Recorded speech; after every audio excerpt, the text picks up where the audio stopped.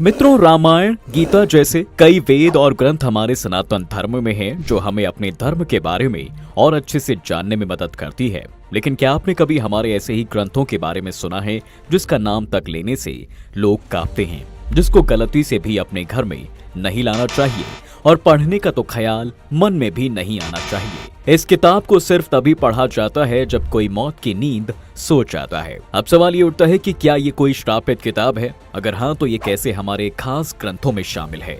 क्या है इस मौत की किताब का असली सच? क्यों इसको घर पर रखना मौत को दावत देने के बराबर होता है? इन सभी सवालों के जवाब जानने के लिए हमें पढ़नी होगी वही किताब जो मौत की चीखों से गूंजती है और उसी में छिपे हैं सारे जवाब। मौत का असली मतलब। मौत एक ऐसा सच जिसके इर्द गिर्द हमारी और आपकी जिंदगी घूमती है।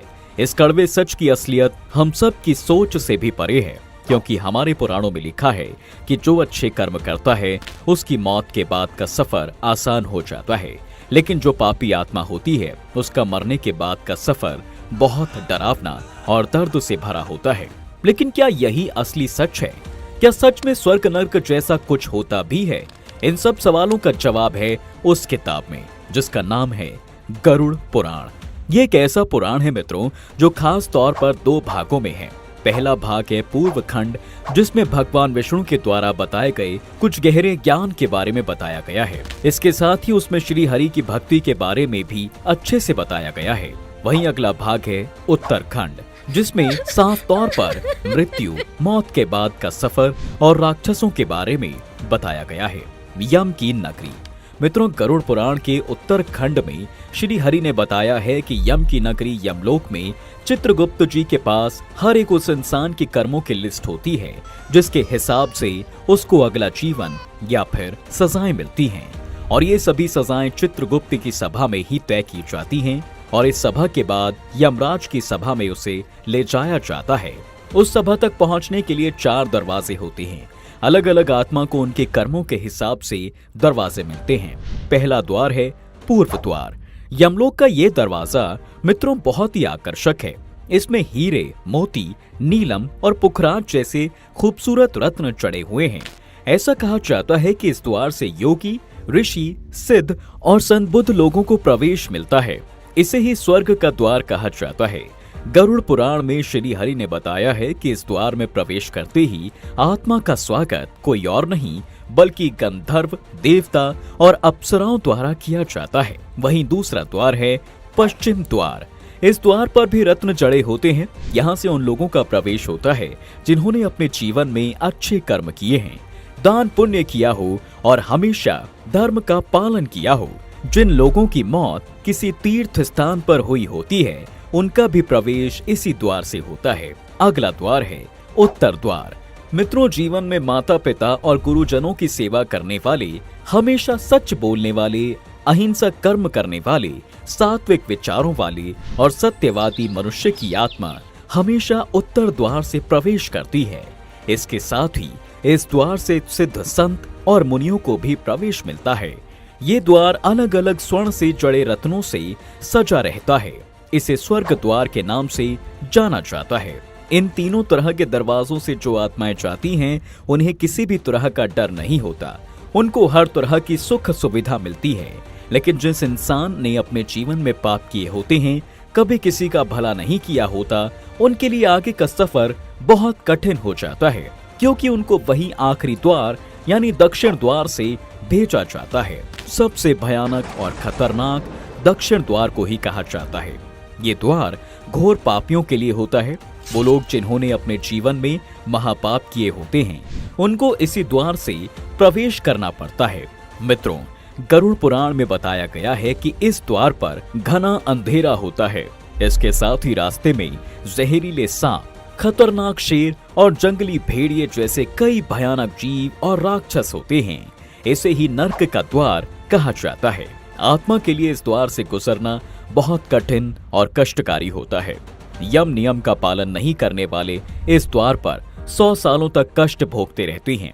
गरुड़ पुराण में जीवन के तमाम नीतियों और नियमों के साथ ही मृत्यु के बाद की स्थितियों के बारे में विस्तार से बताया गया है। वहीं यमलोक के मार्ग के बारे में भी इसी पुराण में मिलता है। इसमें बताया गया है कि कैसे पापियों को वो भयानक मार्ग पार करके यमलोक तक पहुंचना होता है और किस तरह यमराज के दूत मनुष्य के प्राणों को निकालकर अपने साथ लेकर यमलोक पहुंचते हैं। यमलोक तक कैसे पहुंचती है आत्मा? मित्रों, पुराणों के अनुसार जब भी किसी मनुष्य की मृत्यु होती है या आत्मा शरीर को त्याग कर अपनी यात्रा शुरू करती है, तब इस दौरान उसे 3 तरह के रास्ते मिलते हैं। उस आत्मा को किस मार्ग पर चलाया जाएगा, ये केवल उसके कर्मों पर निर्भर करता है। ये 3 मार्ग हैं अर्ची मार्ग, धूम मार्ग और उत्पत्ति विनाश मार्ग। अर्ची मार्ग ब्रह्मलोक और देवलोक की यात्रा के लिए होता है, वहीं धूम मार्ग पितृलोक की यात्रा के लिए हो जाता है और उत्पत्ति विनाश मार्ग नर्क की यात्रा के लिए है। लेकिन इन सभी मार्गों से गई आत्माओं को कुछ साल अलग अलग लोक में रहने के बाद दोबारा मृत्यु लोक में आना पड़ता है। इतना ही नहीं, अधिकतर आत्माओं को यहीं जन्म लेना और यहीं मरकर पुनः जन्म लेना होता है। इसके अलावा यजुर्वेद में ये कहा गया है, मित्रों के शरीर छोड़ने के बाद जिन्होंने तप ध्यान किया है वे ब्रह्मलोक चले जाते हैं, अर्थात ब्रह्मलीन हो जाते हैं। कुछ सत्कर्म करने वाले मनुष्य स्वर्ग लोक चले जाते हैं, स्वर्ग अर्थात वे देव बन जाते हैं। राक्षसी कर्म करने वाले कुछ प्रेत योनि में अनंत काल तक भटकते रहते हैं या कुछ दोबारा धरती पर जन्म ले लेते हैं। और हाँ, जन्म लेने वालों में भी ये जरूरी नहीं है कि वे मनुष्य योनि में ही जन्म लें और अंत में आत्मा 17 दिनों तक यात्रा करने के पश्चात 18वें दिन यमपुरी पहुंचती है। ज्ञानी से ज्ञानी, आस्तिक से आस्तिक, नास्तिक से नास्तिक और बुद्धिमान से बुद्धिमान व्यक्ति को भी नर्क का सामना करना पड़ सकता है, क्योंकि ज्ञान और विचार से ये तय नहीं होता कि आप कैसे हैं।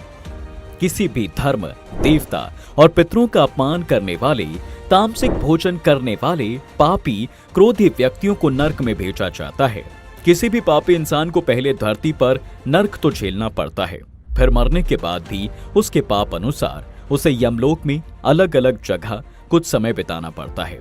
इसलिए कहा जाता है मित्रों कि किसी का बुरा नहीं करना चाहिए। वहीं गरुड़ पुराण में बताया गया है कि जिन आत्माओं को स्वर्ग में स्थान मिलता है उन्हें यमराज स्वयं अपने भवन से स्वर्ग के द्वार तक छोड़ने जाते हैं, जहां अप्सराएं उनका स्वागत करती हैं।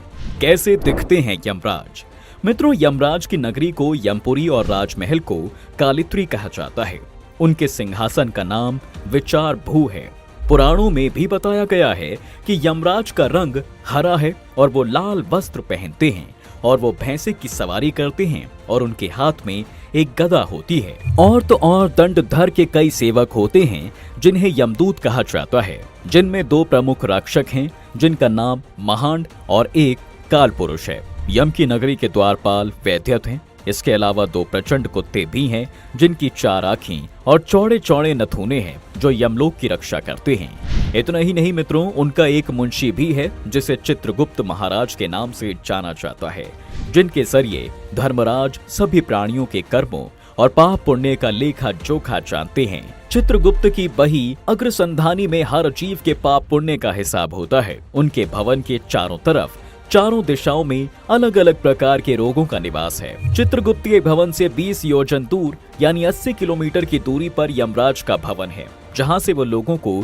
सजा देते हैं। किसको मिलती है कौन सी सजा? मित्रों, गरुड़ पुराण में भगवान विष्णु ने पक्षीराज गरुड़ को बताया है कि कैसे पापों के बाद व्यक्ति को किस योनि में जन्म लेना पड़ता है। सनातन धर्म में ब्राह्मण को भगवान की समान बताया गया है। शास्त्रों में भी साफ बताया जाता है कि अगर कोई मनुष्य जानकर या भूल से किसी ब्राह्मण की हत्या करता है तो उसे ब्रह्म हत्या का पाप लगता है। ये महापाप माना जाता है। ऐसे काम में साथ देने वाले मनुष्य को भी कुंभीपाक नामक के नरक में यातनाएं सहनी पड़ती हैं। गरुड़ पुराण धर्मकांड के अध्याय 2 में बड़े ही विस्तार से बताया गया है कि जो पापी ब्राह्मण जैसे पूजनीय लोगों की हत्या करते हैं उन्हें मृग, अश्व, शुक्र और ऊंट की योनि में जन्म लेना पड़ता है। भूख लगने पर भोजन की चोरी करना साधारण पाप है। मन भटकने पर कोई वस्तु चोरी कर ली, चोरी तो पाप है, पर वो भी एक साधारण पाप है। लेकिन सोने की चोरी बहुत बड़ा पाप होती है। चोरी करने वाले मनुष्य या ऐसे काम में साथ देने वालों को तामिस्र नामक नरक में दुख भोगना पड़ता है। वहीं उसे कीड़े मकोड़ों की योनि में जगह मिलती है। वहीं घर का सामान चुराने वाला गिद्ध की योनि में और दूसरों का पैसा लूटने वाला अपस्मार रोग से ग्रस्त होता है। वहीं जो आदमी अपनी धर्म पत्नी को छोड़ देता है मित्रों, और वो अगले जन्म में गंडमाल नाम के महारोग से पीड़ित रहता है, और जो स्त्री के बल पर दुनिया में जी रहा होता है वो दूसरे जन्म में लंगड़ा पैदा होता है। गरुड़ पुराण के अनुसार दूसरे की पत्नी से संबंध बनाने वाले व्यक्ति को घोर नरक में जगह मिलती है। फिर वहां उसे पहले भेड़िया, फिर कुत्ता, गिद्ध, सियार, सांप, कौवा और आखिर में बगुले की योनि प्राप्त होती है। इन सब जन्मों के पूरे होने के बाद ही उसे मनुष्य योनि मिलती है। शास्त्रों की माने तो देवताओं और पूर्वजों को खुश किए बिना मरने वाला इंसान 100 सालों तक कोए की योनि में जन्म लेता है। उसके बाद मुर्गा, फिर 1 महीने के लिए सांप की योनि में रहने के बाद उसके पापों का अंत होता है।